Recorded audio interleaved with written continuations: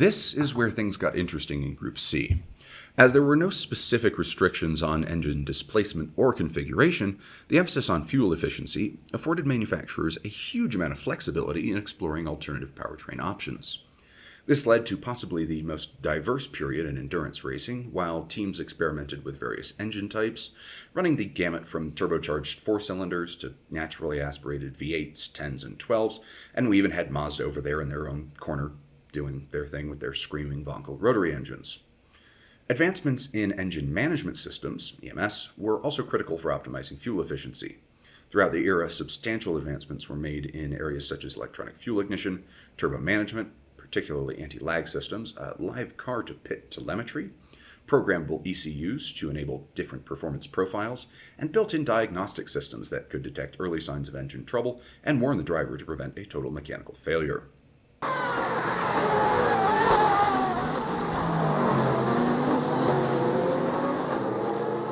One of the most significant advancements brought about by Group C was the development of practical ground effect aerodynamics.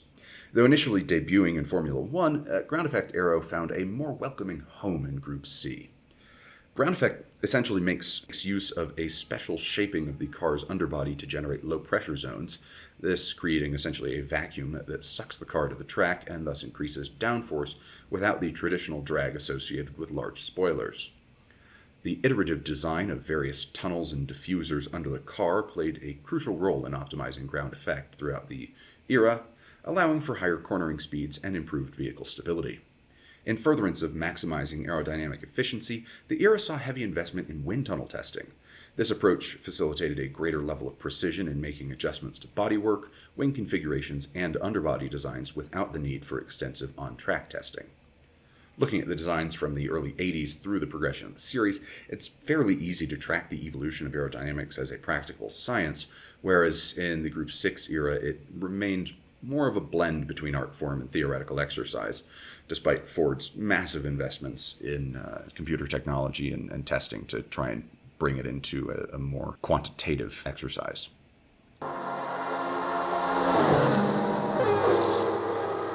Announced in 1981, the Group C rule set came into effect with the 1982 season. Porsche and Ford were the first manufacturers to announce their entries for the new series, Porsche with their 956 and Ford with the C100. While the 956 was a largely clean sheet design, the C100 was originally built to the Group 6 rules for 1981 and struggled with reliability through its short life. Porsche, on the other hand, dominated the early years of the series with the 956 and subsequent 962, run by both factory and privateer teams. We'll discuss all the iconic models of the era in brief after this section. After Porsche came Jaguar, Jag, leveraging their experience in IMSA GTP to mount a successful challenge for the championship in 1987 and also take Le Mans victory in 1988. It took only a single season for the FIA to introduce a juniors class for 1983, apologies, jumping around just a little bit, intended to cater to privateer teams and smaller manufacturers unable to spend at the same level as the factory squads.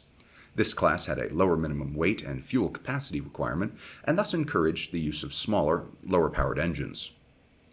As mentioned in the Spice 88 video, which was one of the most successful Group C2 cars, these were originally expected to be power plants from BMW or Cosworth, but the great advantage of the Group C rules were in their flexibility, and one saw a wide range of different power plant options chosen by chassis manufacturers such as Tiga, Spice, and Alba. Mazda's earlier 7X7 series vehicles also competed in this series before they moved to C1 with the 787B in 1990. Mercedes sort of made their return to the World Sports Car Championship for the first time in more than 30 years through a partnership with Sauber in 1985, taking a larger role with the C9 and a title role with the C11 starting in 1987, and achieving success bordering on dominance in 1989. By the late 80s, the healthy competition between and diversity of manufacturers in both C1 and C2 had propelled the popularity of the World Sports Car Championship, and Le Mans specifically, to arguably its greatest height then or since, even ostensibly rivaling Formula One in popularity. This happy state of affairs, of course, could not be allowed to continue, and thus came what I have dubbed the Ecclestoning. More or less driven by chicanery from Satan Burney, the FIA completely rewrote the rulebook to encourage, read strong arm, manufacturers to switch to 3.5-liter Formula One-derived engines while hamstringing any vehicles built to the original rule set, further throwing away the fuel consumption rules. To add insult to injury, not only did this increase the costs of running a competitive car, even if it was a clean sheet design, the rules around bodywork and aerodynamics were similarly altered, so you couldn't simply pop the engine out of your Sauber or Jag and drop in one of the new kosher power plants and keep on racing, while ignoring the slightly sour smell left behind by a short man from Suffolk with a bad haircut. Anyway, que sera sera, but this dramatic change in the rules killed almost all of the momentum that the series had, with only the big factory teams debuting new models after the rules came into effect in 1991. The majority of the entries were privateer 962s. Mercedes brought out the C291 and Jag introduced the XJR14, while Peugeot took advantage of the resetting of the playing field to enter their new 905. They had previously served as an engine contributor for other vehicles, but had not fielded a car built entirely by themselves. Peugeot were also the primary reason the World Sports Car Championship held together for the 92 season, as they pressured the FIA into keeping things going for just a little bit longer in the interest of amortizing their investment over more than one fiscal year. Unsurprisingly, they won both Le Mans and the Drivers' and Teams Championships in 92. By 93, everyone else had thrown in the towel, and the World Sports Car Championship died after 40 excellent years. Peugeot had a relatively easy 1-2-3 win at Le Mans to see Group C out with a disappointing whimper, their only vague challenge at Le Sarthe that year coming from Toyota's late-to-the-game TS010. The rest of the 90s were a bit of a strange period, as the sport reeled from the rapid, unscheduled disassembly of what had been arguably their finest hour, but with the arrival of the new millennium, things had come together again with the new Le Mans prototype class, and Audi stood poised to begin their hegemony over the sport. And don't worry, there will be videos at some later date covering the weird period of the 90s and Audi's 15 years of dominance. I just need to find some place where R10s, R15s, and R18s are going to actually be on track, which may not ever happen again, which is a sad thing to think about. Anyway, the cars.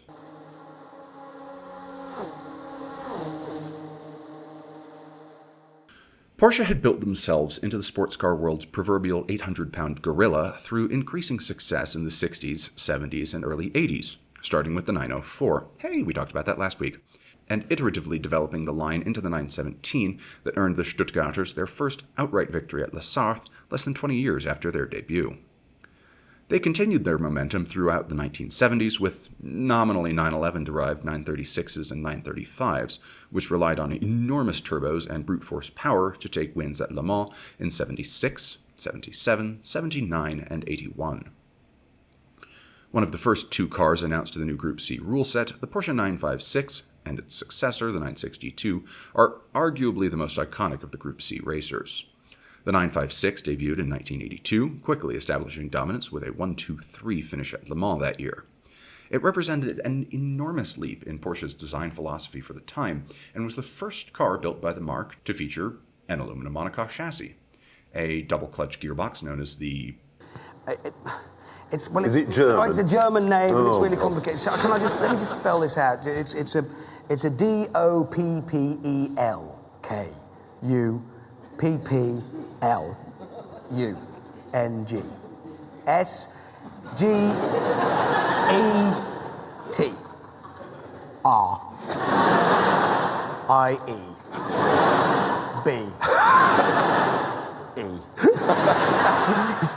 what it is. Can we get it on the screen? Get it. What's there any Germans here?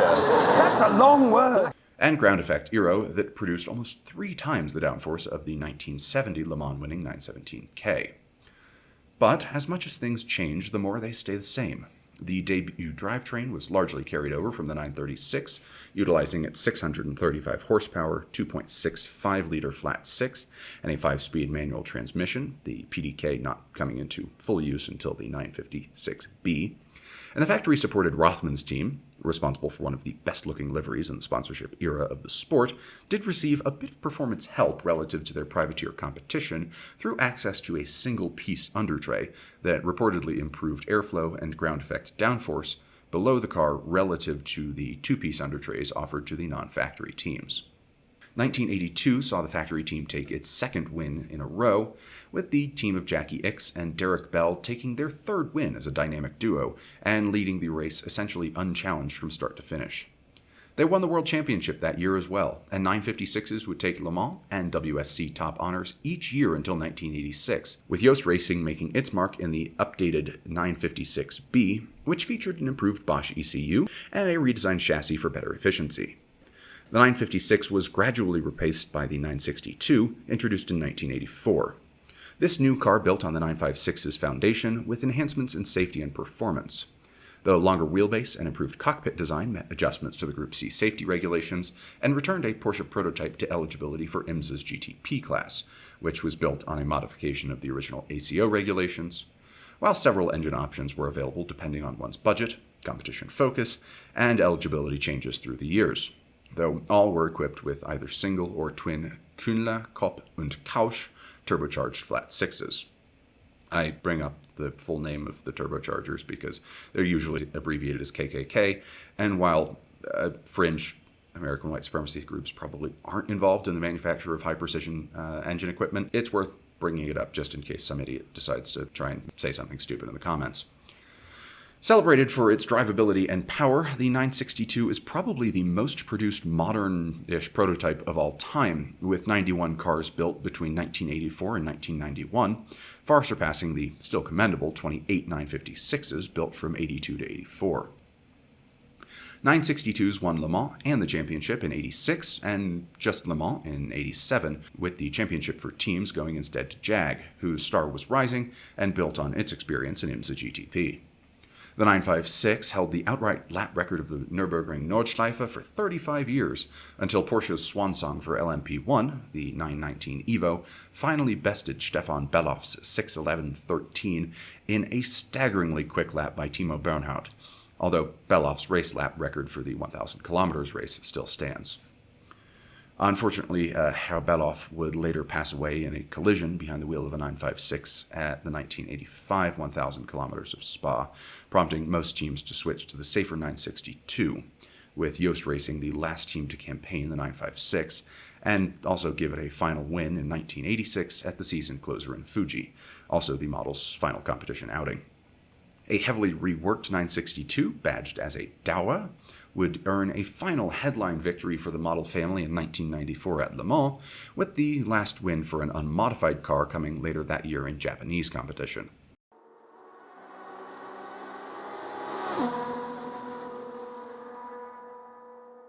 Jag's return to top-tier sports car racing with the XJR series marked the first serious challenge to Porsche's dominance in Group C. The XJR 6, introduced in 1985 and designed by the frequently mentioned Mr. Tony Southgate, featured a naturally aspirated V12 of approximately 6 1/4 liters, producing 660 horsepower. This engine was shared with the XJR 5 competing in the United States, although there was no other meaningful crossover between the teams. The XJR 6 lacked some of the beauty of its descendants, but nevertheless had a clever carbon fiber monocoque that leveraged ground effect Venturi tunnels to enhance the downforce already provided by the rear wing. The successor car, the XJR 8, is where Jag really started to come into their own. The V12 powerplant was enlarged to a mighty 7 liters and was now capable of about 720 horsepower, which, coupled with aero enhancements, enabled top speeds of more than 350 kilometers an hour down the Mulsanne. In its only year of competition, 1987, it won 8 of the 10 races in which it competed, and easily took both the Drivers' and Teams' Championship in Porsche's first black eye for many years. 1988 and 89 were contested by the XJR 9, which was essentially the same vehicle as the 8, only slightly shorter in overall length, and eligible for competition on both sides of the Atlantic. Silk Cut sponsorship continued to provide excellent aesthetics, which we all know provides at least an extra 10 horsepower, and 1988 saw the XJR 9 take the marque's first Le Mans victory in several decades, as well as the first win for a non-Porsche since Jean Rondeau's Dark Horse victory in 1980. The XJR 10s and 11s were both deployed as stopgap improvements mid-1989 season, as the 9 was not having a whole lot of success, but so too were the 10 and 11, fairly unsuccessful. However, the XJR 12 took home victory for the Coventry marque in the 1990 Le Mans race, but Mercedes had emerged to challenge for the championship to close the decade out, and it was the other Stuttgart marque that took the team trophy home in 89 and 90. The Ecclestoning did give us possibly the best looking of the Jag prototypes, personal opinion, the XJR14, which swapped out the big V12 for a Cosworth-tuned 3.5-liter V8 that produced a somewhat more sedate 650 horsepower, while the bodywork placed a much heavier emphasis on downforce, hence the massive rear wing. They secured the penultimate team championship in 1991, despite a late-season challenge from Peugeot with their updated 905B, while victory at Le Mans went to the Mazda 787B. This was something of an outside victory coming from the combination of the new Ecclestonian rule set, the vehicle's better fuel economy, and its lighter weight, which allowed them to take the lead as the other faster contenders succumbed to the demands of 24 hours of hard running. As we all know, the 787 was the first Japanese vehicle to claim overall victory at La Sarthe, and the only one until Toyota's TS050 finally took the checkered flag in 2018 after the better part of a decade of trying. It remains the only non-piston-engined vehicle to win in-class or outright at the race.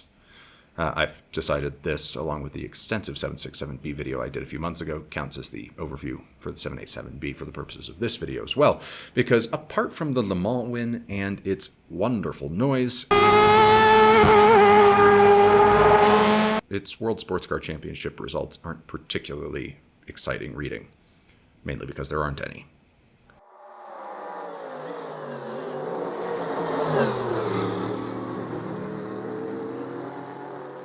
Our final highlighted model family, the Mercedes-Sauber partnership, commenced in 1985, with Mercedes serving as an eventually far more involved powerplant supplier than BMW had been for the C6 and C7.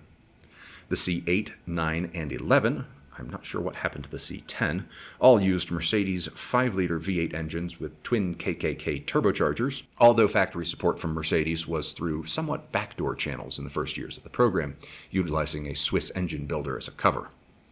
The cars were built on a predominantly aluminum monocoque that was iteratively improved with each generation, with a continued emphasis on chassis stiffness as power increased.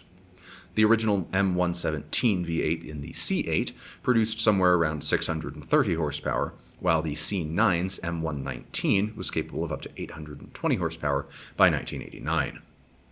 This year was the C9's finest hour. Sporting the traditional Silberfila paint scheme, C9s won every race save one that year, when Yost Racing's 962 won the Coupe de Dijon. This success was short-lived, however, with the C9 replaced in 1990 with the C11.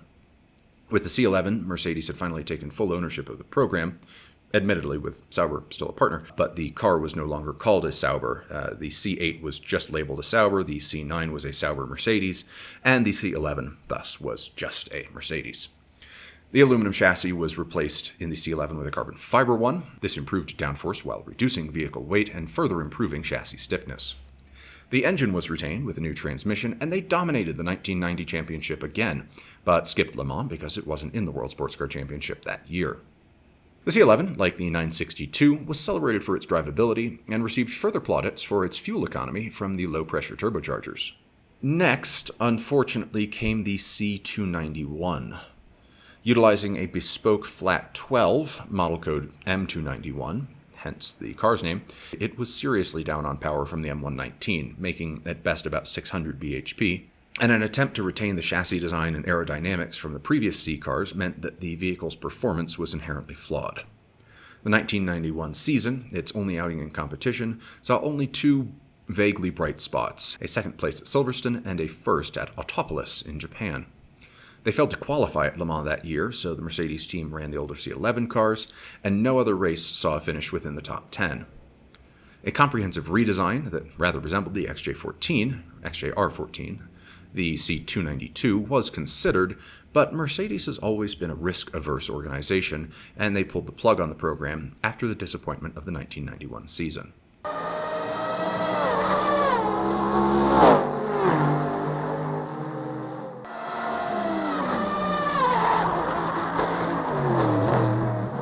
The The Peugeot 905s that dominated the final twilight years of Group C have already been covered in a video on this channel, which I invite you to watch. While their participation in the early 90s helped keep the World Sports Car Championship afloat for another season or so, the 905 did not ever have to face the full furor of Group C competition in its heyday, and we can only make suppositions about its relative competitivity based on more recent appearances at classic races at circuits across Europe. Aston attempted to break into the Group C fracas for a single season with their AMR-1 in 1989, following several years of work as an engine supplier for Nimrod and MK prototypes earlier in the decade, but they withdrew after their first year failed to produce appreciable results. With additional development, it did have potential, but it has to remain a question of what might have been. The AMR-1, too, has its own video on the channel if you'd like to know more. Nissan ran a number of prototypes, generally updated annually in their R series of vehicles and co-developed with Lola, although these saw greater success in IMSA competition through the 80s and 90s than they ever realized in the WSC. The Lola T92, I think I'm safe in saying, is the only car whose competition history was almost entirely financed by drug money. Developed after the Ecclestoning, the T92 leveraged Lola's prior experience building chassis for Nissan, paired with a screaming Judd V10 that remains one of the loudest engines to ever run at Le Mans, but it never realized great success, partly due to tire choices, partly due to transmission reliability, and partly due to an abrogated season in 1992 after Euro Racing's team principal, a Charles Zvolsman, was arrested for drug trafficking. This car, too, has a full video on the channel if you'd like to hear more about it. Finally, there's this speed machine, the WMP88. It only ever ran one race, the 1988 24 Hours of Le Mans, and it failed to finish. But it achieved a top speed record down the Mulsanne Straight that stands to this day at 405 kph, or 252 miles an hour. This bested the C9's recorded Vmax of 400 kph and provided Peugeot, who supplied the engine, with some excellent marketing to support the launch of their new 405 sedan, which shared precisely no components with the Le Mans Racer. The speeds achieved by the Group C cars in the late 80s prompted the 1990 installation of the two chicanes down the Mulsanne that remain to this day. As we potentially stand upon the precipice of another age of excellence in sports car racing, it bears remembering those times that came before and hope that we can learn something from previous boom and bust cycles. The next few years promise greater competition between Toyota, Ferrari, Porsche, and both new and returning challengers, and, if nothing else, well, we'll have a few good years of racing and hopefully a great many more, assuming the FIA doesn't get too heavy-handed with the BOP hammer. That brings us to the end of another video, and for this week's call to action not featuring the 3 sacred words of YouTube, like, comment, subscribe. Why not pick up an old hobby again? Seek out that heady combination of comforting nostalgia and the thrill of rediscovery. Anyway, that just leaves it for me to say, as always, thank you for your time this evening, or whenever and wherever you are watching, and I wish you all a good night and a good tomorrow.